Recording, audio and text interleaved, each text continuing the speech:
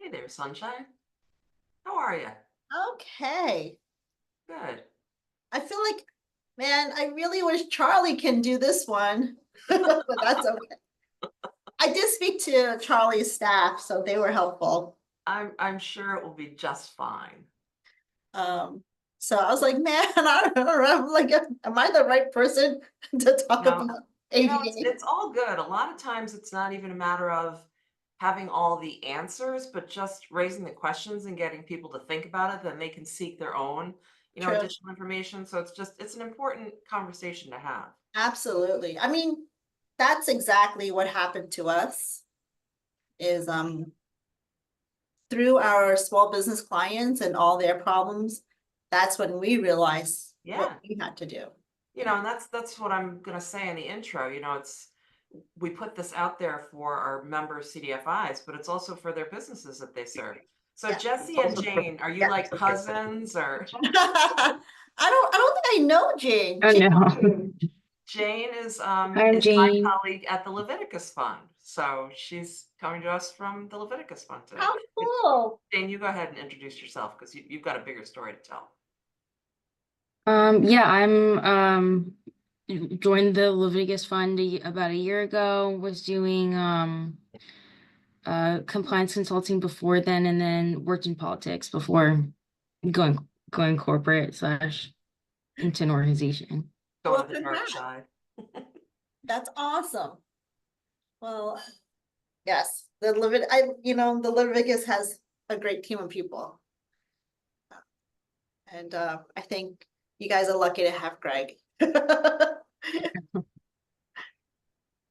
And then there's Tessa. Tessa, where are you coming from?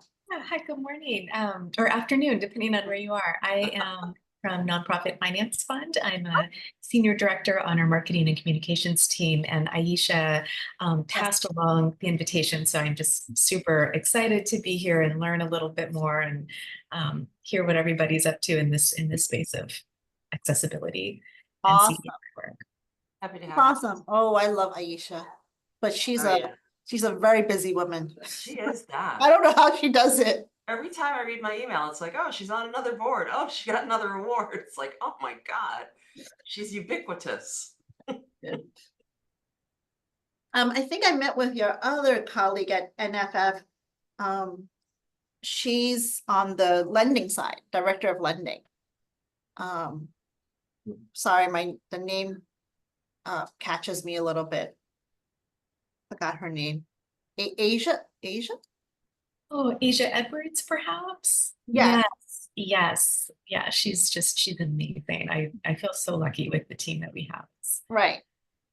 Yeah, I mean, Aisha has a really great team in NFF now. And of course, I know Lloyd. Lloyd, how you doing, Lloyd can Lloyd? say hi to people who don't know him. We're happy to have Lloyd on our board. Hey, hey, how's it going, everyone? Happy Friday. Glad to have you. Thank you. I miss you, Lloyd. We haven't I miss you talked about- too. We need to hang out. We have to. We have to make that happen very soon. And that's on me, not on you. Wait, It's are on me. you still living in Jersey right now? Yeah, yeah. I'm in Jersey and Freehold. Okay. And crazy commute to Harlem, but I love where I live. You do it for the community, man. Yeah. That's right. Yes. I'll come to Jersey and visit you one day. I love it. A lot of spots to visit. Actually, I was just there last weekend for the Palisade Park 125-year anniversary festival. Wow. Wow. Wow. That's a That was big fun. deal. Yeah. Yeah. And then oh my God, that area is booming. There was businesses with, I think half the street was grand opening signs. Wow. Yeah. A lot of development going on in New Jersey. It's really, really taken off. So, Yeah. yeah, lots to do. Outstanding. Hey, Well, everyone. As Okay. people are signing in, why don't we quickly go around and introduce ourselves? So Marlene is also a Leviticus Fund person, but why don't you say hi to the group? Hi, everyone. My name is Marlene. I'm the operations associate for Leviticus. mainly specializing in some of the Salesforce implementation and customization, amongst other aspects and tasks for Leviticus on the operations side. And rocking some super cool eyeglasses. Thank you. And Jules, you want to say hi? Hey everyone, Jules Epstein Hebert, Director of Membership with Inclusive based in New York City. Kevin? Hello, Kevin Metley. I'm the President and CEO of Alternatives Federal Credit Union in Ithaca, New York. And we're also now in Rochester, New York. So Oh, that's so cool. Excellent. I know. Have to- Welcome, uh, Kevin. Yeah, and we'll Thank have to you. keep that in mind. I would, yeah, I've heard a lot of great stuff out of Alternative Credit Union. yeah, thank you. We just merged with a small credit union in Rochester, so we'll be Yeah, up there too. Who'd you merge with, Kevin? Lexington Avenue Credit Union. Okay. Very good. And Dan, you want to say hi? Sure. Good afternoon. Dan Fielding, Managing Director of the Habitat NYC Community Funds, physically based in New York City.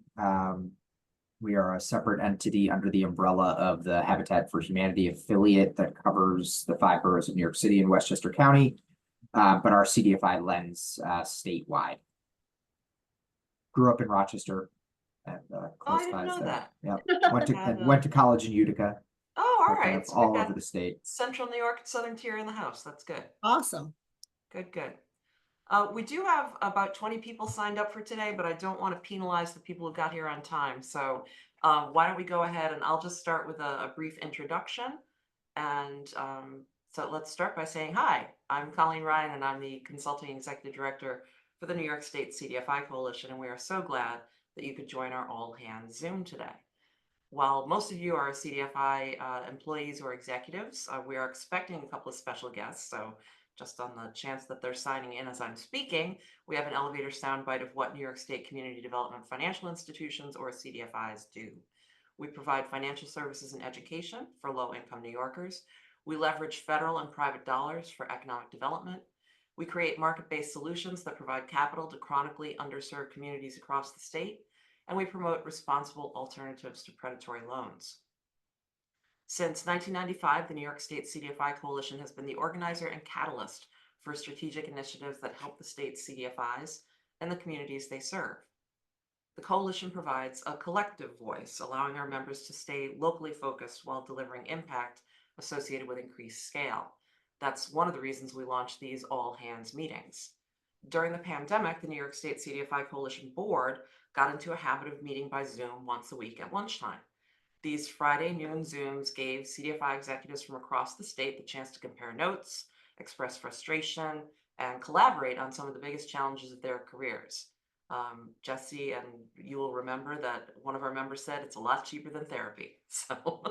So we've decided to extend this opportunity to our members and convene meetings where we could share business updates, celebrate milestones, and give everyone a chance to ask questions. We are delighted to be launching our 3rd season of All Hands Programming, How Time Flies. But before we introduce our presenter, I want to make sure that everyone is aware of an even more significant anniversary next week. Yesterday, the CDFI Fund of the U.S. Department of Treasury convened an advisory meeting, and many of our member CDFIs took part or watched the webcast. One of the items on the agenda was the commemoration of the 30th anniversary of the signing of the Regal Community Development and Regulatory Improvement Act of 1994. President Bill Clinton signed that measure that launched the CDFI Fund into law on September 23rd, 1994. So on Monday, September 23rd, 2024, let's take a moment to celebrate the hard work of those visionary leaders who came before us, including Cliff Rosenthal, who serves on the Coalition's advisory board. After this all-hands meeting, I'll send around a sample social media post that I hope our participating CDFIs will have your communications team share on your platforms on Monday. I'll also share a link to a behind-the-scenes video about the signing ceremony from Mark Pinsky of CDFI Friendly America. I happen to know, I noticed that there were only 6 views so far, so I know you haven't seen it. It's really remarkable how far the movement has come in these last 3 decades, and I hope you'll join the coalition in publicizing this important milestone. So now, without further ado, let's get into the reason you're all here today. Recently adopted rules require the businesses, perhaps your CDFI or perhaps the clients you serve, must be both accessible to people with disabilities and transparent about who ultimately controls the company. To help sort through these requirements, we welcome Jessie Lee, Managing Director of Renaissance Economic Development Corporation. Renaissance's mission is to transform low to moderate income and immigrant communities in the New York metro area by providing low interest small business loans, training, and counseling services. Jessie is also a valued board member of the New York State CDFI Coalition and generously shares her for-profit and nonprofit experience in low-income housing tax credits, small business administration lending, and community development financing with our board and members. We are delighted to have her lead the discussion today. Please join me in welcoming Jessie Lee. Hi, everyone. Nice to meet all you. First off, I want to say, really appreciate the coalition inviting me to speak on this topic. I won't profess to be the expert, but I will. The reason why I was chosen to speak about these two topics is because we have experienced it ourselves, right? So whether Renaissance has experienced ADA issues and compliance, or our small businesses have experienced it. And so we're sharing what we know, what we've went through, and how we can help other CDFIs prevent these issues that we've encountered. So this is live experience that I'm sharing today. So without further ado, I'm going to start my presentation. At any time you guys have questions, go ahead and raise your hands, or you can just type your questions in the chat and we can get to your questions. I may stop and pause in the middle just to answer some of these questions, okay? Alrighty, let me just share. Okay. Just want to make sure everyone sees the presentation. We're good. Perfect. So today, Renaissance, if you're not familiar with Renaissance, we are a CDFI, small business, TA, and micro lender to small businesses, specifically in the New York metro region, which is New York, New Jersey, Mid-Hudson, and Long Island. And, Renaissance has been around for 27 years. We're part of a larger parent company called Asian Americans for Equality. So Asian Americans for Equality was born 50 years ago out of the civil rights movement to fight for equal employment, equal housing rights. And so in the last 50 years, AFI, what we call AFI, they're known to do affordable housing, social services, and then economic development. And so Renaissance is the economic development arm of AFI. And so, when I talk about these issues that we've had, I'm speaking from the experience of not just Renaissance, but the entire AFI family, how we've tackled some of these issues. So, that's a little bit about Renaissance. Again, most of our target clients are low-income immigrant entrepreneurs, many who, there's cultural and language barriers. Many of our clients, I would say 90% of our clients, do not speak English, or English is a second language. And I can talk about how this became an issue for them.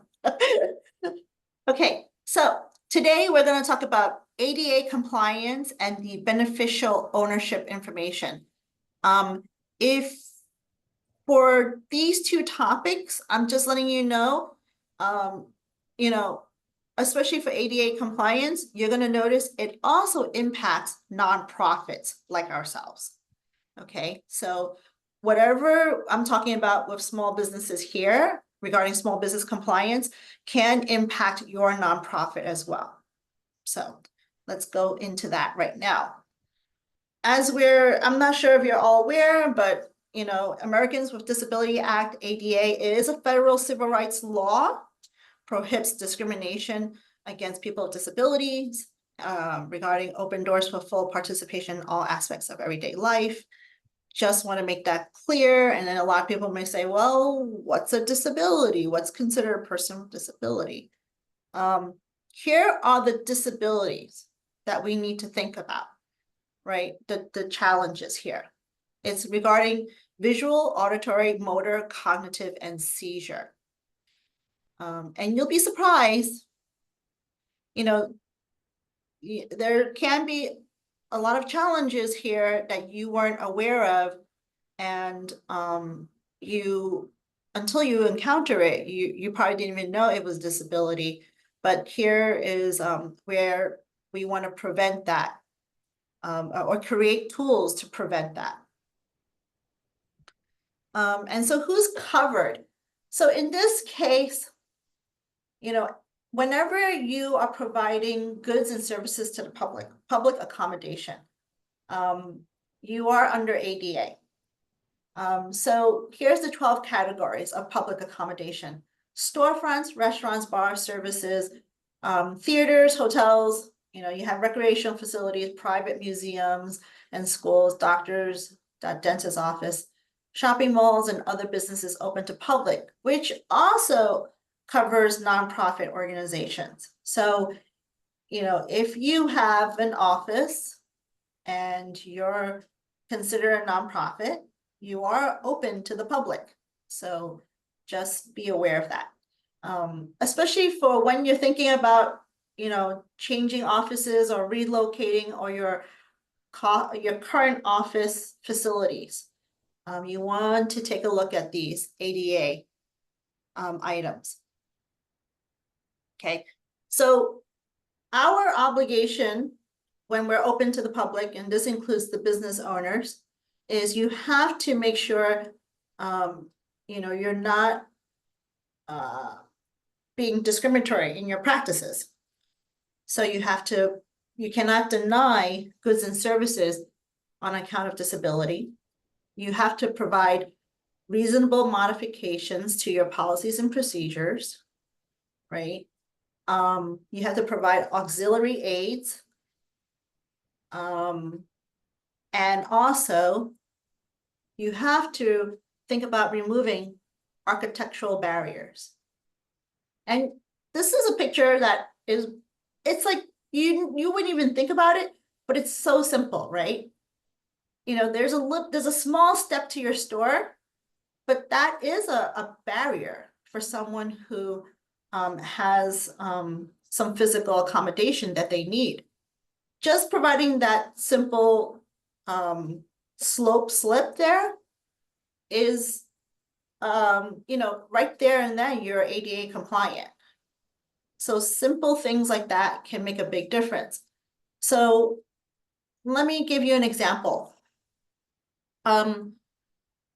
Renaissance, you know, we have several different locations, right? Right now we have an office in Manhattan, and we have an office in Flushing, Queens. When we first started, this is 20-something years ago, and when Renaissance was looking for an office space, you know, we're located in Chinatown, and most of these buildings are very old, aging buildings, and a lot of them were not ADA compliant. So when we were looking at office space, we couldn't afford the ground floor storefront level. We were thinking of a second floor office space. And unfortunately, a lot of these buildings don't have elevators, right? So that posed an issue because, you know, when we spoke with our legal team, you know, when we were like thinking about signing the lease and everything, our lawyer literally said, hey, by the way, this is a walk-up. You guys know that, right? I'm like, yes. You're aware that you're going to have an ADA issue. Oh, and then we're like, what do you mean? They're like, you're a nonprofit open to public. You're going to have to figure out how to get those with a disability up the staircase to your office for counseling. And this is a very narrow, our buildings in Chinatown are very narrow, right? And so like, oh no. That made us rethink about whether we should sign this lease.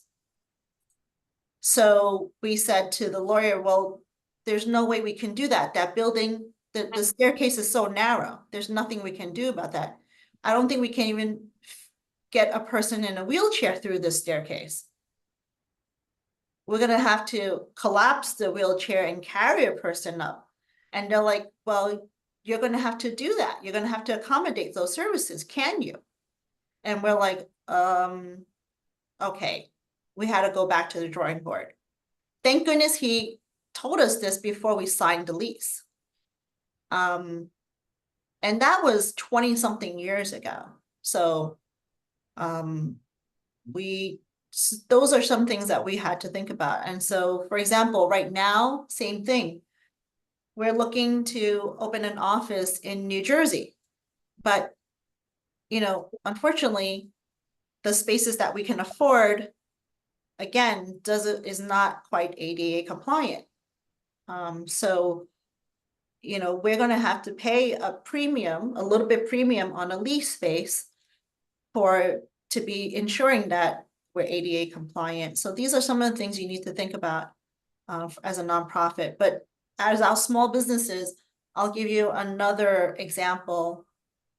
Here's what happened to our businesses in Chinatown specifically. And these are live cases that we work through. Our business owners, again, because they're in Chinatown, the buildings structures are not all in compliance to ADA, but our business owners are not aware of these things. They think it's the landlord's issue, and then that's it. It should be the landlord taking care of this. Not necessarily. When you're a business owner and you take a lease and you take a storefront, it becomes your issue, not the landlord. You're the one who's responsible in ensuring that your space is ADA compliant and accessible. So we had a spa that is, in order to get to this, it's a storefront, but it's kind of like going into the basement a little bit. So you have to walk down a few steps into the spa. And then you go into the spa. It's a really beautiful space in Chinatown. So you have to walk down 3 flights of stairs and then you can get in. Well, interestingly, there is this lawyer, and there are some predatory lawyers out there, and this lawyer goes around Chinatown, and he goes around looking at all these storefronts, and he'll send a legal notice to them. And this client, who doesn't speak English or very limited English, didn't know how to read that letter. She just got scared and she asked this lawyer, what do you want? And the lawyer was like, well, this is what we want from you, $25,000. And she didn't understand her full rights and what she needed to do. She just got scared and she paid the guy. But she never rectified the issue. She just paid him. That is straight up extortion. Right. It is. Right. So But people are seeing the same thing with their websites too, right? Exactly. So what happened was she paid the guy. She thought that was enough. She thought, and because she doesn't know all the laws and everything, she thought she did the right thing and she just paid it. But unfortunately, the next day, another predatory lawyer came around. And this is not next day. I'm talking about maybe a year later, and she got another legal notice. And she was like, what the? I paid this already. But she never fixed it. She never put anything that fixes the accessibility. And so finally she came to us. She's like, I got this lawyer's notice. I thought I paid it already, da, da, da, da, da. And we went to the storefront and we're like, but you never fixed the issue. Did you fix the structure architectural barrier? She's like, well, no one told me that. I thought it was just a penalty, a fee I have to pay. I'm like, no, it's more than that. So we had to get her, luckily we had a pro bono architect who was helping, who could help her eliminate the barrier. Unfortunately, we got her some pro bono legal aid to negotiate the fee so that it won't be another, this time around it was like $15,000. So these are things that our many small business owners are not aware of and don't have the proper legal counseling or resources or tools to make these accommodations. So, just to give you guys some of what we've seen specifically in our communities. Jessie, just because I want to make sure it's 12:24 and I want to make sure that we have time for Q&A at the end. Got it. Okay. Number one, I lost your screen share. I don't know if everybody else did. Yeah. So Hold on a second. try to share. Thank you very much. And There if you we go. can move on to the website part, I think that would be most helpful for. Oh, yes. Another thing that we've encountered, websites. Okay, your website has to be website, there's some, these are some of the barriers that can happen on your website. Okay, so just take note, and we'll share this presentation with everyone.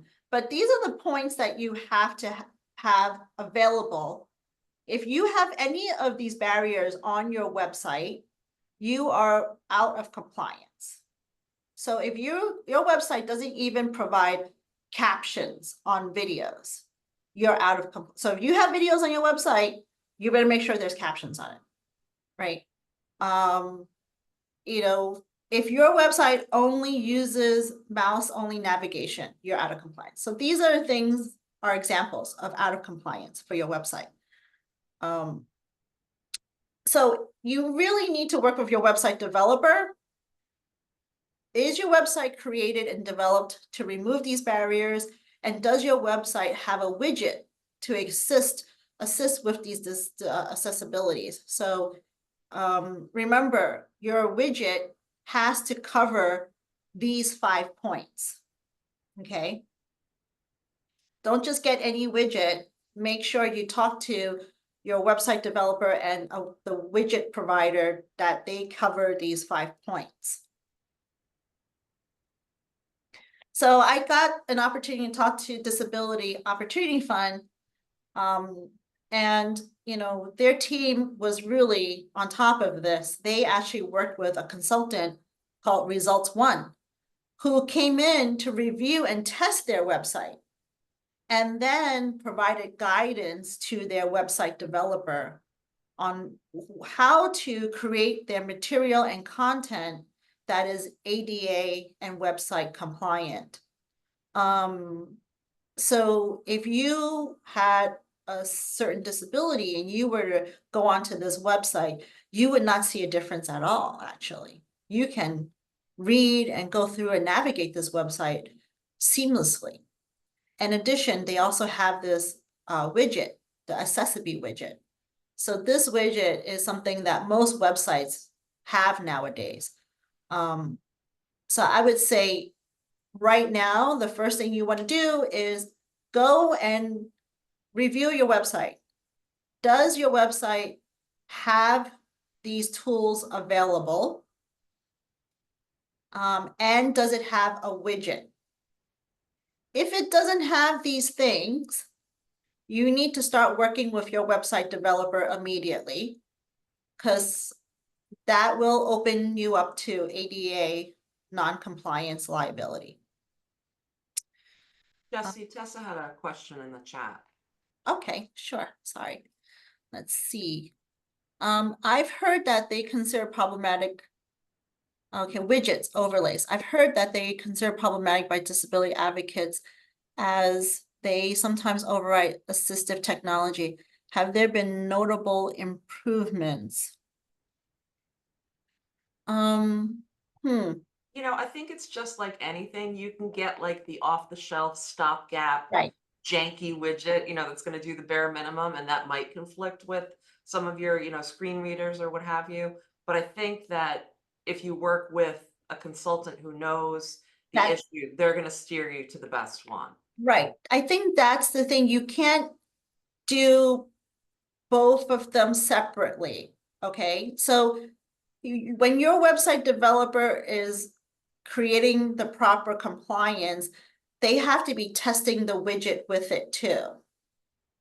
Does that make sense? I hope that makes sense. So you can't just create your website and then add the widget. Well, I think that's, kind of what's happening now versus an ideal world scenario. And I think that a lot of times people might do that stopgap measure and say, okay, here's a widget and hope for the best, but it can't be the only measure. I think it has to be like the first step. Right. So this is where Disability Opportunity Fund, they really took it to the next level, right? They're got a consultant, reviewed, tested, worked with their website developer, created the content, and made sure that the widget that they were using works with the website developer and what their consultant has guided them on. So it's not separate issues. While we're on this, if you don't, I just wanted to raise one other question. I have also seen cases though where websites with widgets are targeted because widgets such as Accessibility kind of falsely promise that if you have it there, that your site is WCAG compliant. I'm just curious if that's come across your radars and how you, as we're talking about whether or not to embed them, I think there's, the ideal scenario where your website doesn't need one because it is designed from the back end all the way to the front end with good colors, that a widget would be unnecessary. But as for folks who are kind of in an interim, maybe they haven't had a new website in a long time and they needed a stopgap, that a widget could work. But anyway, back to the question, have you come across these instances of websites being targeted because they have an accessibility widget or another widget? I haven't seen, to tell you the truth, we haven't seen websites being targeted because they have the widget. I've seen our small businesses targeted because they don't have any widget or anything at all, or they're not aware of it at all, which is many small businesses, just to let you know. So I haven't seen that yet. But like I said, we tell our clients, don't just add a widget in, please work with your developer first and then the widget to be added on, right? So. But I think what you're raising, Tessa, is really important because it's like, the road to hell being paved with good intentions, or the law of unintended consequences. We were just talking about this the other day, Right. That if in November, if we wind up with a Harris-Walz administration and there's a $50,000 tax credit for startup businesses, guess what that provides? A list for predatory lenders to go and say, oh, Correct. we can float you a loan for $50,000 today. Yes, it's got 350% APR, but we're not going to disclose that. So it's like we all have to be mindful of, trying to do good and what liability that opens us up to. So for some people, that's a business model. For predatory lenders, for predatory attorneys, for some people, that is a business model, and that's unfortunate. But, that's why I think it's really helpful. As I said to Jessie when we were just logging on this morning, it's not necessarily that we're going to have all the answers for you on this Zoom, but it's important to raise the questions and start the conversation. So thank you for bringing that up, Tessa, because that's an excellent point. So when we worked with our clients, these are the penalties that we saw coming through. The maximum for first time violation is 75. And then again, subsequently, if you don't cure the violation, it can go up to 150. And then in addition, there is civil penalties, compensatory damages in addition to the civil penalties. And this is something to the individual. So when I mentioned about the case about the small business owner, the lawyer, the predatory lawyer, was representing an individual that sent a lawyer's notice to our business owner. So a straw man. Yeah, basically. And oddly enough, when we had several more cases in Chinatown, the interesting thing is it was the same lawyer with the same individual name You don't on say. those demand letters. So very, very fascinating. Anyways, so he wasn't seeking civil penalty, he was seeking compensatory damages, which is different and can be different costs or different fees. Okay. Here, if your business owners are thinking about getting compliant, and they should, just to let you know, there is a tax credit to it. So these are some of the education, remember when I talked about helping our client get this pro bono architect? Well, his fee was pro bono, but not, the construction and renovation was not pro bono. So luckily they were able to get some of these costs, they were able to get a tax credit on these costs. So they work with their accountant to get this tax credit. And this also includes, thinking about your website too. Okay. Well, as a nonprofit, I don't think we get a tax credit, but for small business owners, right? And so the maximum deduction is $15,000 per year. Okay. So these are things that we've been teaching our business owners. First, you need to know the rules of, ADA, inspect your business, check your website, train your employees, and then track your customer visits. If you do get a legal notice, don't ignore it. You need to respond to it. But good news is we've been referring our clients to pro bono legal aid. We work with the Legal Aid Society. You guys may work with other pro bono legal aid offices to, provide some of the counseling to our clients before they respond to these complaint or demand letters from other lawyers. Clearly, if they are out of compliance, even though you may think that the lawyer is predatory, but if you're out of compliance, you're out of compliance, you're going to have to settle and negotiate, unfortunately. You can't claim that this is a predatory lawyer. If you're out of compliant ADA, you need to fix it, and that's it. But you're gonna have to negotiate and settle a fee, just to let you know. Unfortunately, many of our clients, although we knew this was a predatory lawyer, they were out of compliant and they did have to settle a fee. The good thing is that we were able to get them pro bono legal services to settle a lower amount that they can afford. And a lot of these lawyers just want some sort of money, right? Okay, and then providing a lot of newsletter and constant social media around this and training to our small businesses. All right, I'm gonna stop here because now we're gonna go into beneficial ownership information. Any questions so far? Oh, Dan? Nope. Okay, looks good. Oh, Jessie, Yes. sorry, it's Lloyd. I had a quick question, and you definitely provided some additional information regarding the tax credit and the deduction, which I think is really helpful because my heart went out to that client that had to pay that $25,000, and then the situation wasn't rectified, and there was still some additional costs. And I know, our businesses are already struggling, with high inflation and just tight margins. Are there any additional resources like grants or anything that the government's doing to help businesses to come into compliance outside of the tax deduction? Unfortunately, not that I know of. Yeah. I think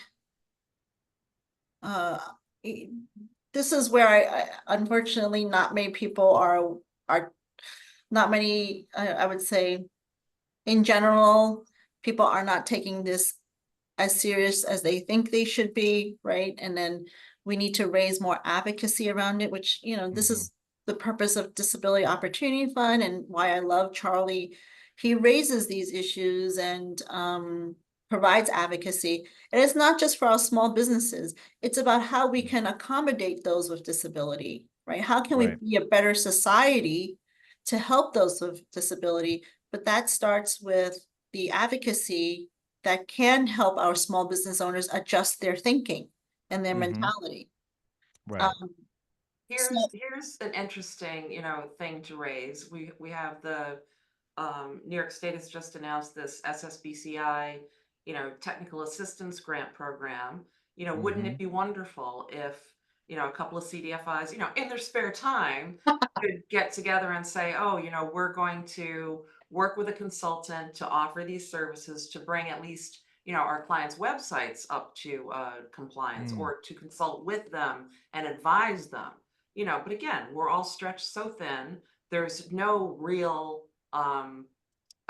administration money built into these grants. So you basically Yeah. have to find your own set of hands to administer the program, and that's where we are.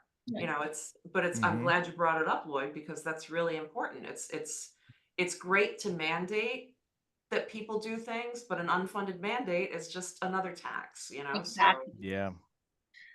right, Yeah. that's my 2 cents. Okay.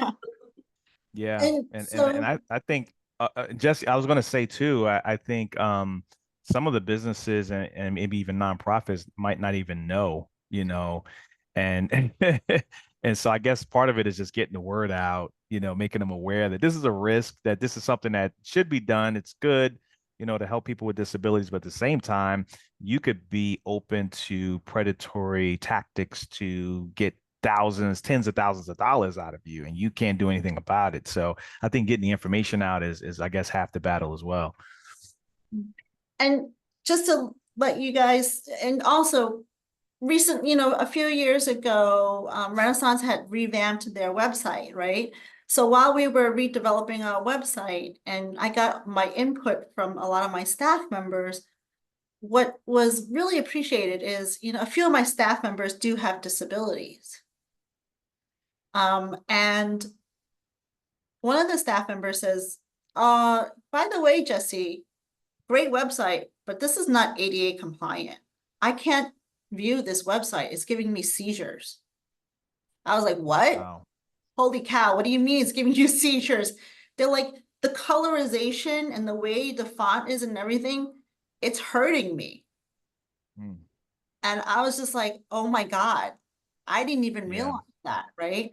And I really appreciate my staff bringing these issues to us. And so lean on those staff members, right? I didn't even know my staff member had a disability. Those are all private HR things we never talked about. But I was so appreciative that he brought it up to us so that we went back to the drawing board. Yeah. So it didn't take a predatory lawyer to come to us. It was about how can I make this good for my staff too. Right. Yep. Just to let you know about. So yeah, your staff is amazing. Lean into them. Okay, so beneficial ownership information. This one's pretty easy. Really quick on this one. This one is about national defense authorization. It really is about money laundering and terrorist activity, things like that. That's why this beneficial ownership information is under the Financial Crimes Enforcement Network. Okay, so this is under US Treasury, but under the US Treasury Department called Financial Crimes Enforcement Network. So we call it FinCEN. So all companies who are impacted by this has to register the legal entity and the owners of the entity. So it's part of the Corporate Transparency Act. And if you haven't gotten some notice from your banks, all you got have banks account, all nonprofits have banks account. I'm pretty sure you have gotten notices from your bankers. Hey, can you fill out this beneficial ownership information? This is what this is why your bankers are bothering you about these forms. They have to document anyone on a bank account, who's the owner of the bank account, and make sure there's no money laundering, terrorism financing, organized crimes. So corporations, limited liability companies, and other entities formed in the US has to register. Now, the timeline to register. If you were created on or after January 1st, 2024, you have 90 days. So between now and January 2025, so if you were registered this year or created this year, you have 90 days to register your business and all the owners of the business. Again, all the owners. It doesn't matter what percentage they have. This is everyone has to be registered. So if you have even just 5% ownership in the business, you have to register that person. If you were created after, if you're thinking of creating a business next year, you have 30 days to register. So I would tell businesses, if you're registering your business next year, when you register, go on FinCEN and register your owners as well. And then those who've been existing businesses before 2024, you have until the end of this year. So this is every business you can imagine has to do this. And the way I have seen it happen is businesses have been getting notices from their bank or their accountants about this. The bank and accountants are the most important people to get this information out to their clients and their businesses. If they didn't get this notice, we have a problem. So the way we've done it is a lot of my business owners unfortunately use horrible accountants. And that's why their financials is always a mess. So what we've done is that we went onto the website, and the website's amazing if you go on it. The website's right here, fincen.gov/BOI. They have brochures in multiple languages and reference guides, and even an instructional video, a YouTube video. It takes only 5 to 10 minutes to register your owners. You just have to make sure the owner's information is prepared. So they have to have the business information and each owner's personal information. If there's not a lot of owners, maybe there's only 1 or 2 people on your business, they each own 50-50, 5-10 minutes, very simple. And the YouTube video is really great. It's instructional. Unfortunately, my clients, a lot of them couldn't watch the video because it's only in English. So we decided to, download the multiple language brochures and start passing it and sending it to our small business owners, whether it's mass mail, social media, e-newsletters, webinar training.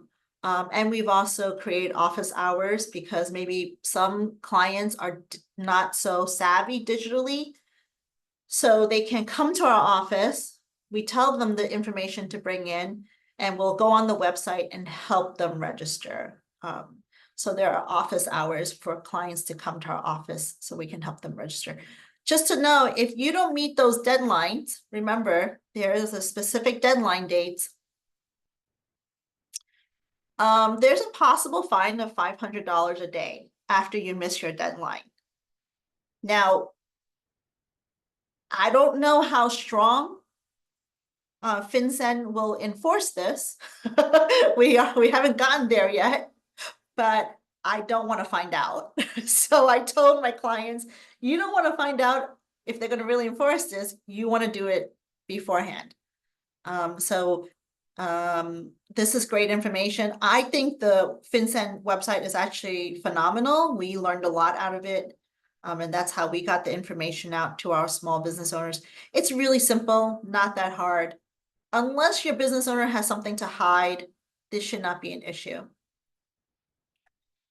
And that, my friends, concludes the presentation. So, you know, and the BOI, the business ownership information, you know, our Congresswoman Nydia Velasquez has been great in advocating and telling communities. So that's how we found out, is we were in an event with Nydia and she was like, hey, did you guys know about this? I'm like, no, we didn't. Like, tell your business owners now. And then you know, so right now, this summer, we went door to door to our business owners and gave them the brochures. And a lot of them were able to just use the brochure and register. The brochure is very clear, very step by step. So. Jessie, thank you so much for sharing your expertise and with humor and grace and with your lived experience. As always, you know, it could be a very dry topic, and you really added some important commentary. So thank you for that. Does anybody have questions for Jessie on either of these issues? Go, Dan. I do. For the beneficial owners information, so we are not a small business lender. We lend to affordable housing developments. Sometimes those developments are considered businesses. We've kind of made the case, depending on the grant application, that we lend to businesses. But in all seriousness, this is an entity that is a legal entity. And, you know, when I think of the FinCEN requirements, I think of it as sort of being the bank's responsibility. Like, I get these documents from our lenders, fill them out, send them back, but it's not something I proactively do for our organization. So the entities we lend to, housing entities, all have their own bank accounts.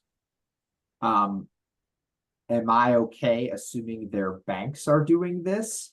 Or should I be, like, I've never been to the FinCEN website to register my own entity, but I do fill out these forms for all of our various bank accounts. So I guess my question is, how proactive do I need to be, or can I assume that my bankers are taking care of this? Good question.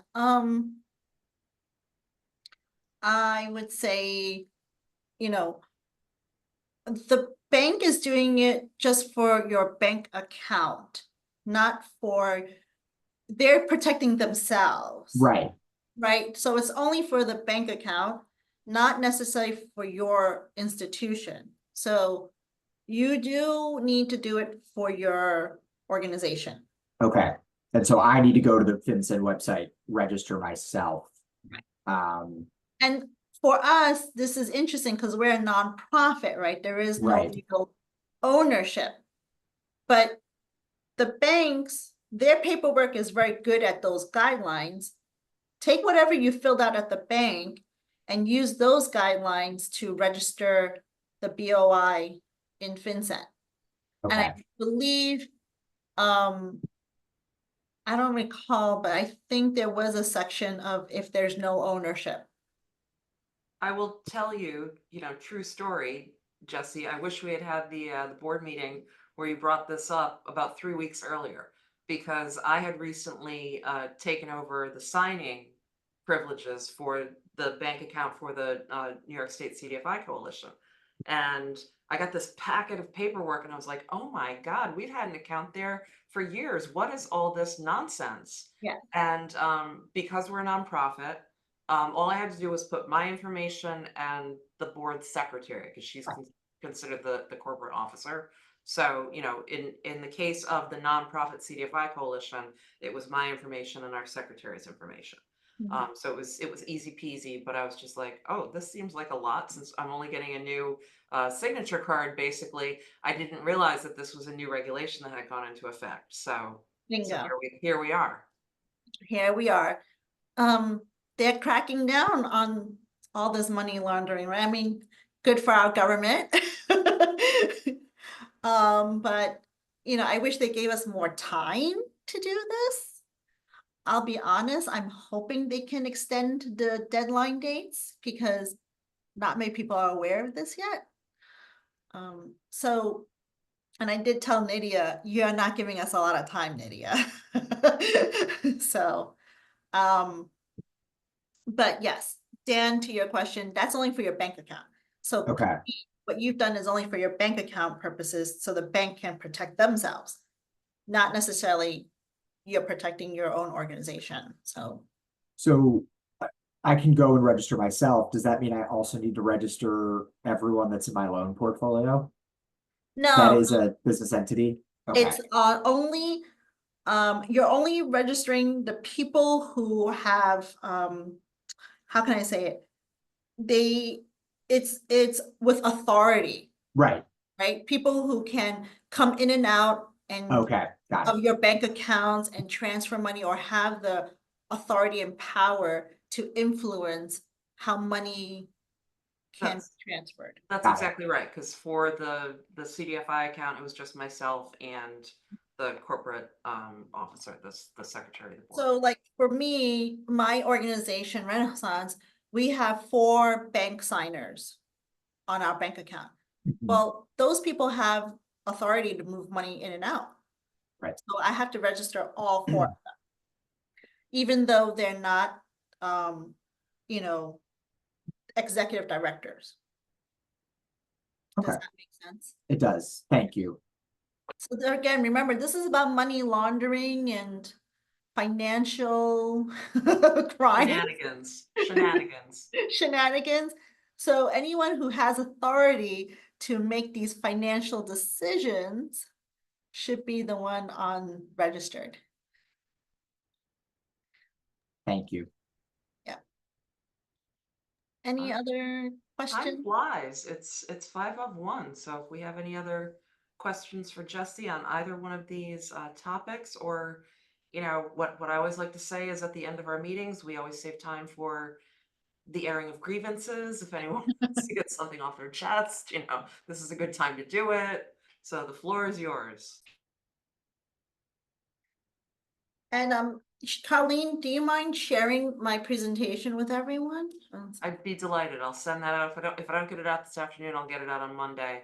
Cool. And our CDFI members, I'll be sending that information about the 30th anniversary of the Regal Act on Monday. So hopefully you can share that on social as well.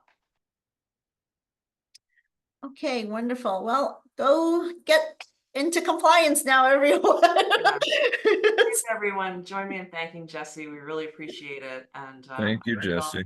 hope you all have a great weekend. Thank Take you. care. Thanks, Jesse. Bye. Thanks, everybody. Bye.